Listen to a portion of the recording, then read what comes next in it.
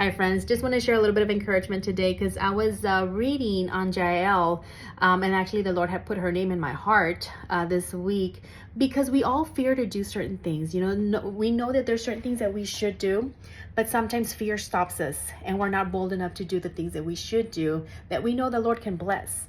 And so Jeal is a woman tent dweller.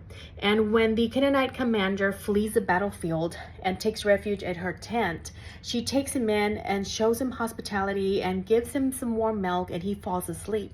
And at this very moment, Jeal was very brave and courageous that she took a tent peg and a hammer and drove that tent peg down his temple and into the ground. And so she, a woman that the Lord used, not a soldier, not a prophet, not a leader, a woman with a tool in her hand that she used daily and was good at and was courageous enough to do what she did, that the Lord, to fulfill the Lord's plan to give the victory to the Israelites, he used her. And so her story goes down in history.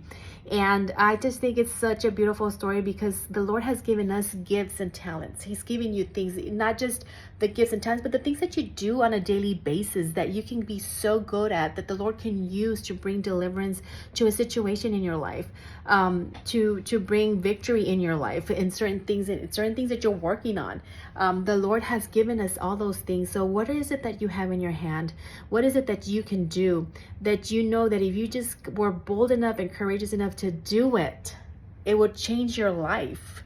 But fear keeps you from doing it. So I just wanted to just share that with you because I know what I'm working. I know the goals that I have. And sometimes fear does take a little bit of the front seat, driving seat, right? And puts you in the back seat. And so you need to get fear out of the way, get in the front seat and start driving and directing your life. The Lord has already made plans for you. And he wants you to use those things that he's already given you. What is it that you do on a daily basis? Those tools that God has given you. Because that tool can be your hammer and your tent peg to defeat the enemy that's trying to attack you, to keep you from doing the things that the Lord has already called you to do. Those beautiful things that can change your life. So I just wanted to share that with you. I hope that makes sense. And God bless you. Bye.